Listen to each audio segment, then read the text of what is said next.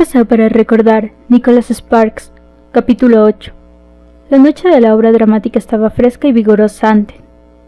El cielo completamente claro, sin un solo rastro de nubes. Tuvimos que llegar una hora temprano, y me había sentido muy mal todo el día por la horrible manera que le había hablado a Jamie la noche anterior. Ella nunca había sido nada desagradable a mí, y yo sabía que había sido un idiota. La vi en los pasillos entre clases, y quería acercarme para disculparme con ella por todo lo que había dicho, pero se escabulliría en la multitud antes de que tuviera oportunidad. Yo estaba en casa de juegos antes de que yo llegara, y la vi hablarle a la señorita Garber y a Herbert, a uno de los lados, detrás de las cortinas. Todos estaban en un movimiento, ahuyentando sus nerviosismos, pero parecían no desaparecer. Ella no se había puesto su traje aún. Como se suponía, llevaría un traje blanco, largo y suelto el vestido para dar aquel aspecto angelical, y ella todavía llevaba el mismo suéter que había llevado a la escuela. A pesar de mi agitación en cómo ella podría reaccionar, me acerqué a ellos.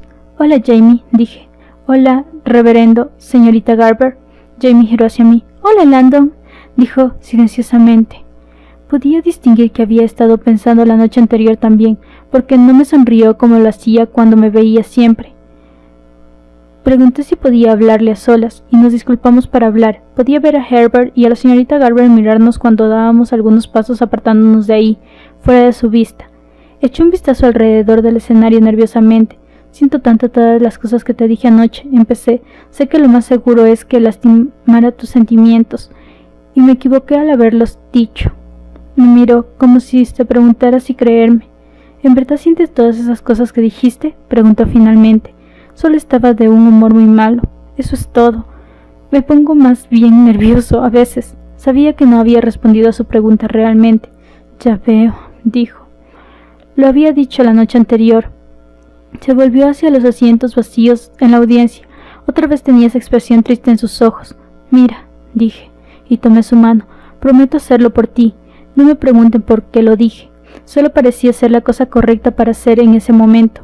Por primera vez en esa noche empezó a sonreír. «Gracias», dijo, volteando para mirar hacia mí. «¿Jamie?» Jamie volteó. «¿Sí, señorita Garber?» «Creo que estamos listos para ti». La señorita Garber estaba haciendo señas con su mano. «Tengo que irme», me dijo. «Lo sé». «Rómpete una pierna», le dije. Desear suerte a alguien ante una obra se supone que es de mala suerte. Por eso es que todos dicen, «rómpete una pierna». Solté su mano. «Lo haremos juntos, lo prometo». Después de eso tuvimos que alistarnos y nos fuimos por distintos lados. Fui hacia el vestidor de los hombres. La casa de juegos era bastante sofisticada.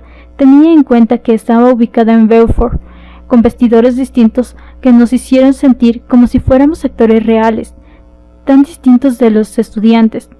Mi traje, que era guardado en la casa de juegos, ya estaba en el vestidor.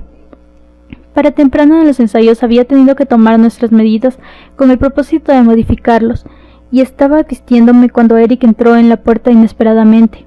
Eddie estaba todavía en el vestidor y tenía ya puesto el traje de vagabundo, y cuando vio a Eric tenía una mirada de terror en sus ojos. Por lo menos una vez a la semana Eric le daba una sesión de golpecillos, y Eddie se largó de allí tan rápido como pudo, jalando una pierna entre su traje en el camino hacia afuera. Eric hizo caso omiso de él y se sentó sobre el tocador enfrente del espejo. «Así que», dijo Eric con una abierta sonrisa traviesa sobre su cara, «¿qué vas a hacer?» Lo miré con curiosidad. «¿Qué quieres decir?», pregunté. «Sobre la obra, estúpido. ¿No vas a hacer una metida de pata con tus líneas o algo así?» Agité mi cabeza. «No. ¿No vas a acabar con los objetos de utilería?» Todos estaban al tanto de los objetos de utilería. «No había hecho planes sobre eso», contesté estoicamente. «¿Quieres decir que vas a hacer las cosas tal y como tienes que hacerlas?», asentí con la cabeza. La idea no me había ocurrido ni siquiera en lo más mínimo. Me miró por mucho tiempo, como si estuviera viendo a alguien a quien nunca había visto antes. «Supongo que estás madurando definitivamente, Landon», dijo por fin. Viniendo de Eric, no era seguro que era como un cumplido. De todas maneras, sin embargo, sabía que tenía razón. En la obra, Tom Thornton está asombrado cuando ve al ángel, que es porque va a ayudarla cuando comparte la Navidad con esos desafortunados. Las primeras palabras que salen de la boca de Tom son: «Tú eres hermosa», y se suponía que tenía que decirlas como si lo sintiera desde el fondo de su corazón. Ese era el momento crucial en la obra entera, y fija el rumbo para lo demás que ocurre después. El problema, sin embargo, era que todavía no perfeccionaba esas líneas aún. Se decía las palabras, pero no sonaban demasiado convincentes. Mirándolas cuando decía las palabras como cualquiera que miraba a Jamie, con excepción de Herbert, era la única parte en donde la señorita Garber nunca había dicho la palabra maravilloso, así que quería decir que estaba nerviosa con eso. Traté de imaginar a otra persona como el ángel, con el propósito de que pudiera conseguir hacerlo como debía, pero con todas otras cosas en las que estaba tratando de concentrarme, me quedaba totalmente perdido en eso. Jamie todavía estaba en su vestidor cuando las cortinas se abrieron. Definitivamente, no la vi de antemano, pero eso estaba bien. Las primeras escenas no la incluían de todos modos. Era principalmente sobre Tom Thornton y la relación con su hija. Ahora no pensaba que estaría demasiado nervioso cuando salí del escenario, siendo que había ensayado tanto, pero te golpeaba justo entre los ojos cuando estás ahí en realidad. La casa de juegos estaba completamente repleta, y como la señorita Garber había pronosticado, había tenido que poner 2 hileras adicionales de asientos en la parte posterior. Normalmente en el lugar entraban unos 400, pero con esos asientos ahí eran por lo menos otras 50 personas que se sentaban. Además, las personas estaban pegadas contra la pared, acomodadas de la misma manera que las sardinas. Tan pronto como pisé el escenario, todo estaba completamente silencioso. La multitud era principalmente ancianas, del tipo amable que juegan al bingo y beben de té a la hora del almuerzo. Aunque podía ver a Eric sentado con todos mis amigos al borde de la parte trasera, lo notaba. Era totalmente extraño, si saben lo que quiero decir, estar de pie enfrente de ellos mientras todos esperan que yo diga algo. Así que hice el mayor esfuerzo que podía para sacar eso de mi mente. Cuando hice las primeras escenas en la obra, Sally, la maravillosa de un solo ojo, estaba actuando de mi hija, por cierto, porque era más bien pequeña, e hicimos nuestras escenas justo como las habíamos ensayado. Ninguno de los dos se equivocó con las líneas, aunque no éramos espectaculares ni nada.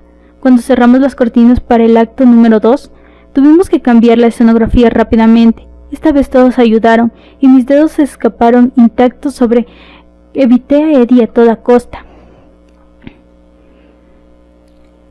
Todavía no había visto a Jamie. Supuse que estaba exenta de cambiar de lugar objetos de utilería porque su traje era blanco y estaba hecho con material brillante y se le rasgaría si le atrapara uno de esos clavos. Pero no tenía mucho tiempo de pensar en ella debido a todo lo que tuvimos que hacer.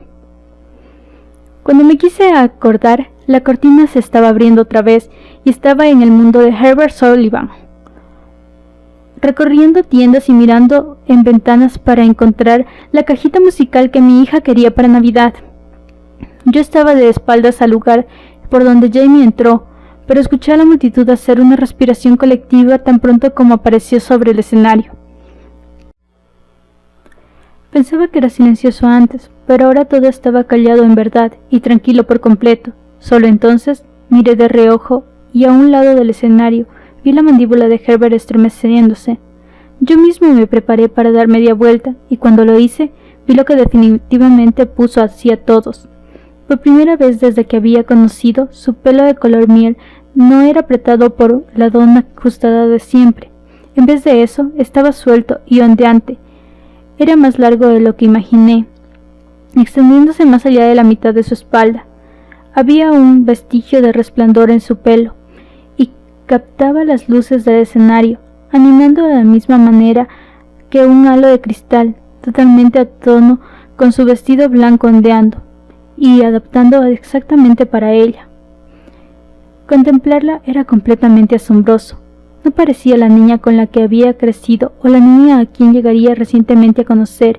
Llevaba un toque de maquillaje, pero no mucho, solo para sacar a relucir la blandura de sus características. Estaba sonriendo ligeramente, como si guardara un secreto junto a su corazón, justo como lo requería el papel. Lucía exactamente como un ángel. Sé que mi mandíbula cayó un poco, y solo estuve de pie allí mirándola por lo que parecía mucho tiempo, impactado en silencio, hasta que recordé que tenía una línea que decir. Tomé una respiración honda y lo dije salir despacio. «Eres hermosa», le dije definitivamente, y pienso que todos en el auditorio, desde los ancianos amables hasta mis amigos en la parte trasera, sabían en realidad a lo que yo me refería. Había acertado a decir esa línea como debía por primera vez.